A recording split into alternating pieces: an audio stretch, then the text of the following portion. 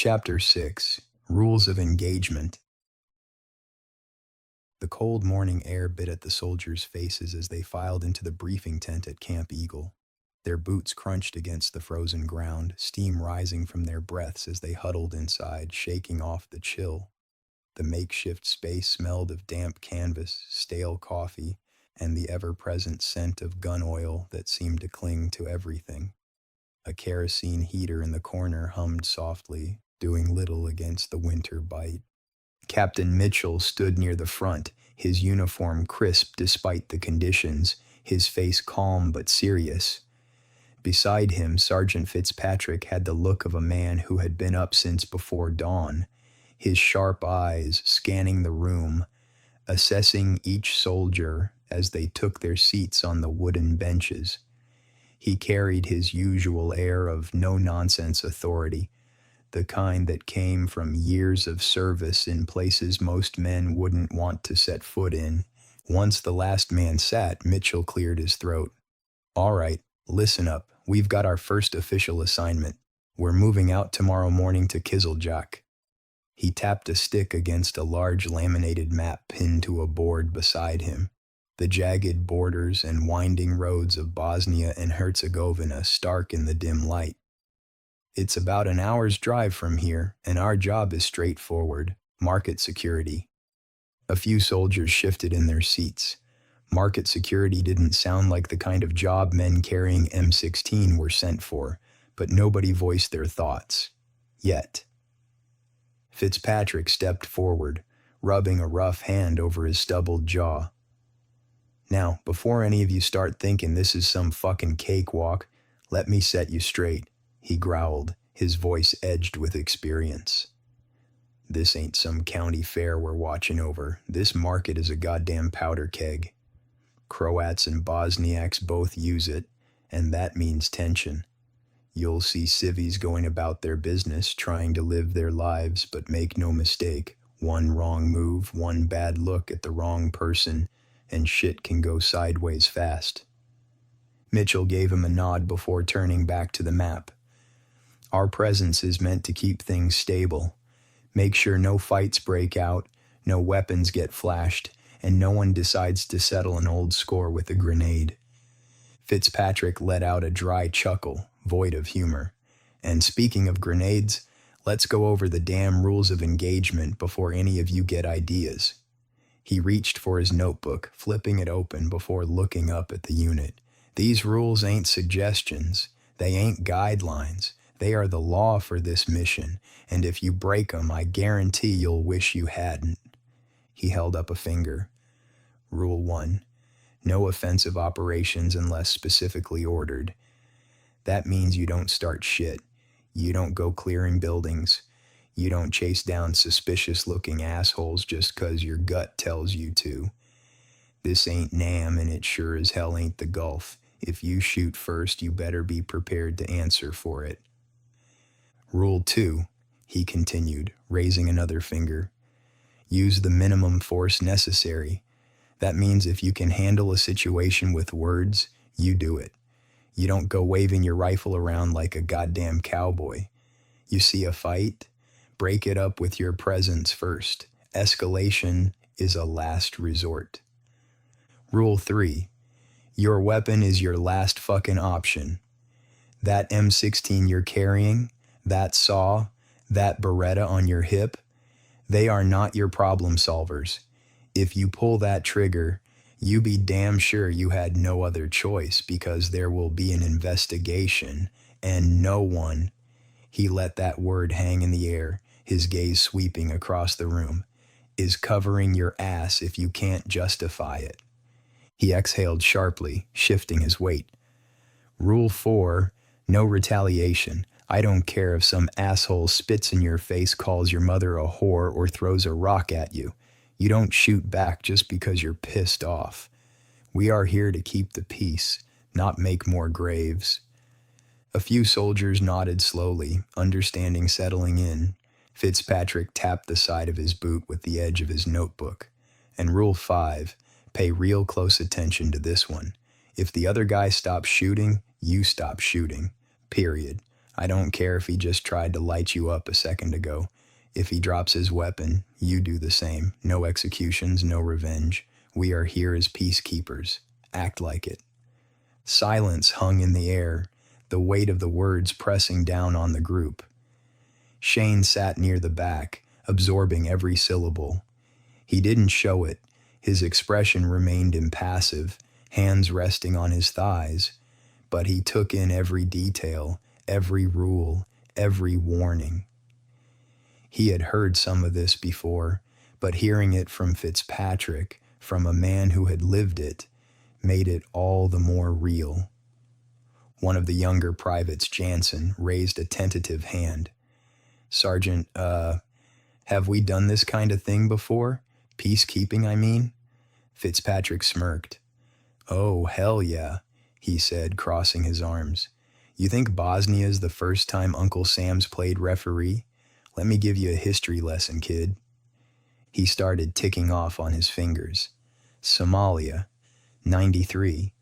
You've heard of Black Hawk Down, right? That was a peacekeeping mission before it went to hell. We went in to deliver food to keep the warlords from carving up the civilians. Ended up getting dragged into a goddamn street war. Lesson learned, you can't trust every ceasefire you hear. He ticked off another finger.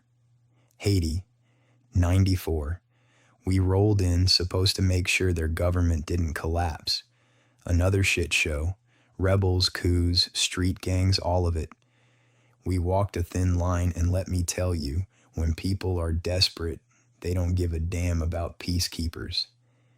He gave the room a sharp look. "So why is it important here? Because this place is barely holding together. The war just ended, and you got people who still want to kill each other. They don't see peacekeepers. They see obstacles. Some will be grateful, sure. But others, they'd rather you weren't here." The room remained quiet, the reality settling in. This wasn't going to be like training. Shane sat with his hands clasped together, staring at the map where Kiseljak had been circled in red. The market. Their first assignment. It sounded simple enough, until Fitzpatrick cleared his throat and stepped back up, his expression even grimmer than before. "Now," he started, arms crossed, "we got credible intel that Bosnian Serb extremists might be planning an attack on that market." That got everyone's attention. A few heads lifted. Fitzpatrick nodded. "Yeah, that's right. Told you idiots this ain't just a damn babysitting job. The Croats and the Bosniaks both use that market. You know who doesn't? The Serbs. And some of them still got a score to settle. Our job is to make sure nobody gets a chance to do that." He turned and jabbed a finger at the map, dragging it across the different regions. "For those of you who still don't quite get what the hell's going on here, let's break it down real simple. Bosnia's a goddamn mess. That part's been said so many times, I'm sure you're hearing it in your sleep. And that's good." He shook his head. "You got three main groups: Bosniaks, Muslims, who made up most of the population before the war. Then you got Croats, Catholics, who got their own reasons for hating the Serbs. And then you got the Bosnian Serbs, Orthodox Christians, who think Bosnia should have been part of Serbia from the start. Mix them all together, throw in a few centuries of bad blood, and you get one of the nastiest wars since World War II. He took a step forward, voice lowering slightly. "The Dayton Peace Accords put a stop to the fighting, on paper, but just 'cause a treaty got signed doesn't mean these people stopped wanting to kill each other. The Serbs were on the losing end when NATO started dropping bombs on them in 95, and some of them still want payback. That's where we come in." He scanned the room, letting that sink in. "You see a Bosniak? He lost family to Serb death squads. You see a Serb? He thinks NATO screwed his country over. You see a Croat? He's just waiting for his chance to make Bosnia part of Croatia." He smirked. "Same assholes, different flags, and you, gentlemen, you're stepping right into the middle of it." A few soldiers exchanged uneasy glances. Shane kept his face unreadable, but his mind was already picking apart the reality of what they were walking into. The rules Fitzpatrick had drilled into them earlier made sense in a textbook. But in the field? Against extremists looking for an excuse to turn a crowded marketplace into a bloodbath? He had a hard time seeing how minimum force necessary was going to hold up when the shooting started. Fitzpatrick let the tension hang for a moment before he exhaled sharply and crossed his arms again. And since we're talking about rules, let me make one more thing crystal fucking clear, he added, his tone shifting. The weapon between your legs? Yeah, that's got rules too. A few guys chuckled, but Fitzpatrick's glare shut them up fast. This ain't back home, he said. I don't care how pretty some girl looks at you. Keep your goddamn eyes and hands to yourself. You get chummy with the wrong woman, you're asking for trouble, especially with the Bosniaks. Fuckers wouldn't waste a second trying to cut eyes out for the name of honor. You think they'll take kindly to you idiots sniffing around their women? Think again.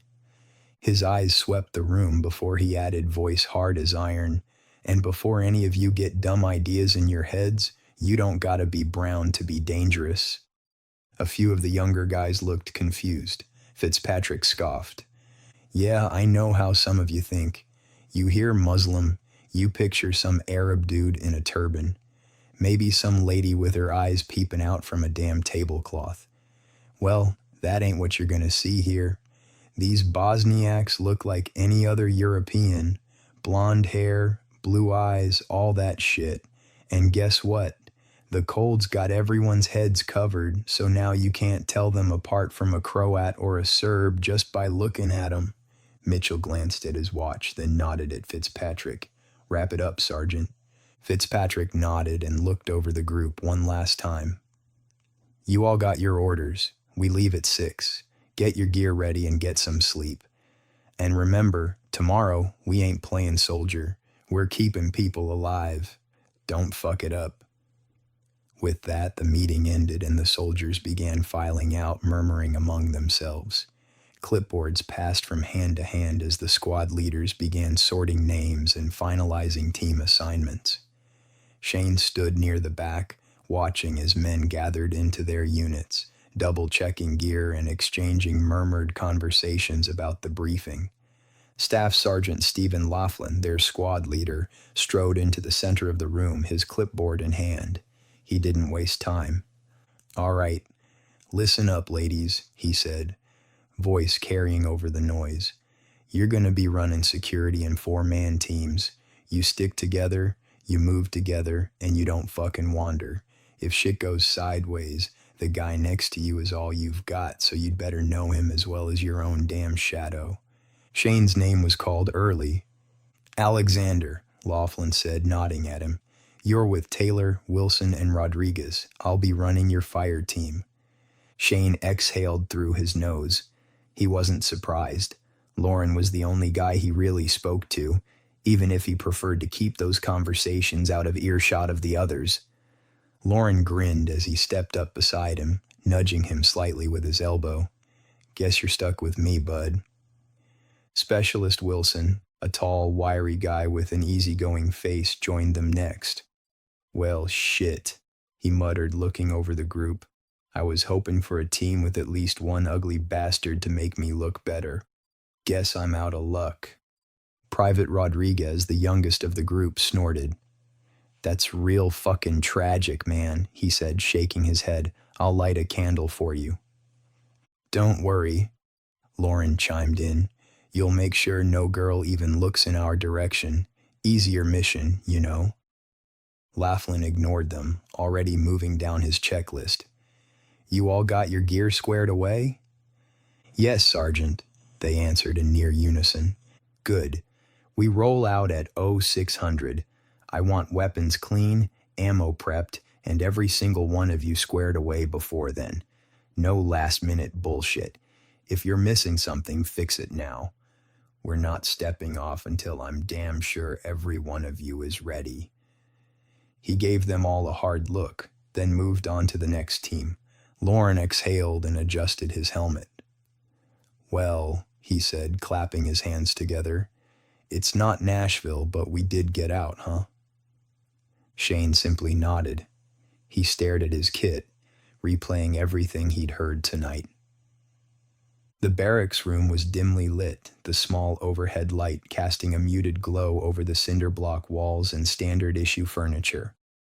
Wilson's bed was unmade, his duffel tossed haphazardly at the foot of it. Across the room, his roommate was out cold, the slow, steady rhythm of his breathing blending into the background noise of the bass.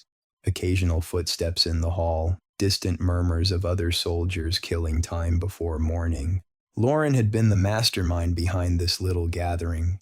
He had shown up with a grin, a six-pack of cheap beer tucked under one arm, and an air of casual confidence like he was walking into a neighborhood bar rather than a barracks room in Bosnia. "Thought we could use a little team bonding," he had said, nudging Shane in the ribs as he popped the first can open. Shane had given him a look but hadn't refused when Lauren shoved a beer into his hand. He wasn't much of a drinker, never had been, but declining would have made him stand out even more than he already did. So he sat, can in hand, letting the others fill the silence. Wilson took the first swig and smacked his lips. "God damn, this tastes like watered-down piss." Rodriguez snorted. "You know what that tastes like, huh?" "Hey, man, you grow up in a house with 5 older brothers, you end up drinking a lot of questionable shit." Wilson leaned back against his pillow, stretching his legs out. "One time, my brother Trey poured me a glass of what I thought was sweet tea. Turns out it was straight up tobacco spit." Rodriguez gagged. "Fucking nasty, bro." "Yeah," Wilson agreed. "You ever had the taste of Red Man and backwash sit in your mouth for a whole hour? I swear my tongue still remembers that trauma." Lauren chuckled, taking a sip of his own beer before setting it on the nightstand beside him. "You got a whole crew back home then, huh?" Wilson nodded. "Texas born and raised, man. Whole family's still down in Beaumont. Bunch of blue-collar sons of bitches, working oil fields and construction. I was the first dumbass to sign up for this gig, though." Rodriguez shook his head. "Nah, man, not dumb. You just got out. That's smart." Wilson shrugged. "I mean, yeah, but shit. Sometimes I think about what I'd be doing if I'd just stayed. Working 16-hour shifts, drinking on the weekends, maybe knocking up some girl from down the street. My oldest brother's got 3 kids already, and he ain't even 30 yet. But at least he gets to be home, you know, see his family, eat home-cooked meals, sleep in his own damn bed." That quieted the conversation for a second. The barracks walls felt thinner, and the distance from home was what Rodriguez felt. Lauren, always the one to fill silences, leaned forward, elbow resting on his knee. "So what about you, Rodriguez? You got family back home?" Rodriguez gave a half smile. "Yeah, I mean, not a big one. Just me, my mom, and my little sister. California, San Diego area. Mom works 2 jobs, and my sister, well, she's a smart kid.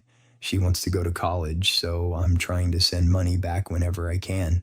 She's got it in her head she wants to be a lawyer." Wilson raised his can in a mock toast. "Good for her, man. Someone in the family's got to be the rich one." Rodriguez huffed a laugh. "That's the plan." Lauren, ever the social butterfly, grinned and took another sip. "You boys ever play sports?" Wilson shook his head. "Nah, I was too busy working after school. But Trey, same asshole who tricked me into drinking dip spit, he played football, big ol' linebacker, got a scholarship and everything.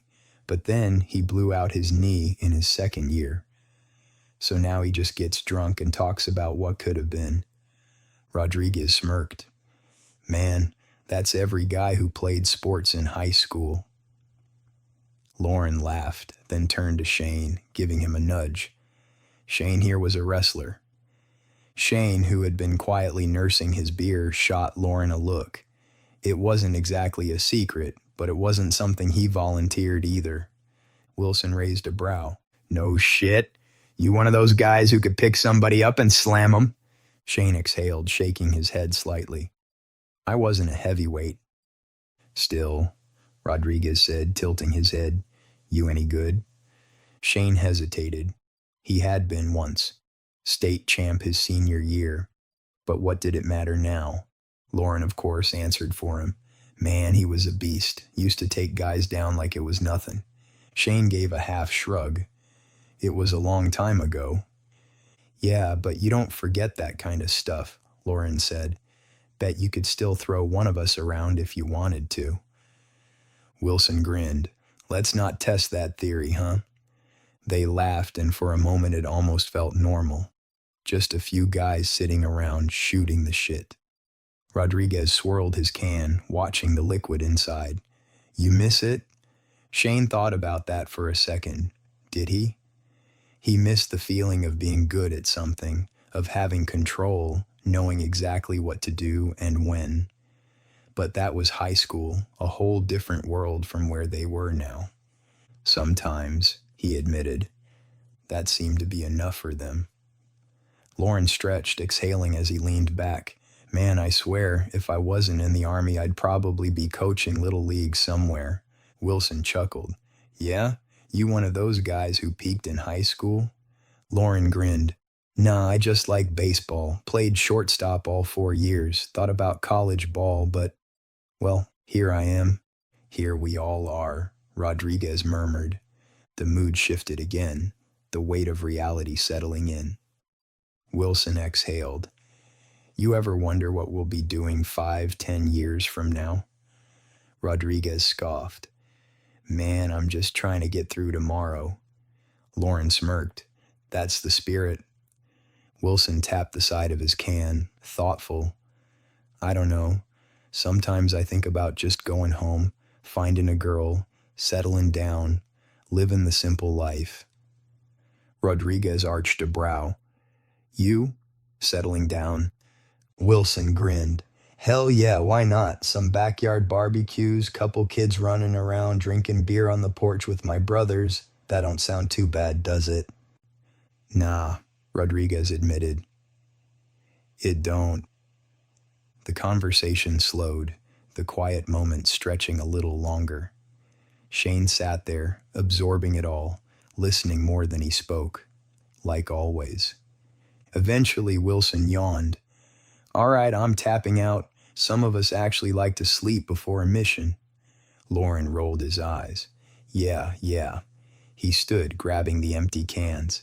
Guess I'll get rid of the evidence. Rodriguez pushed himself up. I'm out too. Catch you guys in the morning. Shane stayed a little longer, watching as Lauren tossed the last can in the trash. Lauren looked at him, tilting his head slightly. You good? Shane nodded. Lauren gave a small smirk. You know, one of these days, Alexander, you're gonna have to talk more. Shane exhaled, standing up. Maybe. Lauren chuckled. I'll take that as progress. And with that, the night was over. Tomorrow, the real work began. The real work began. The real work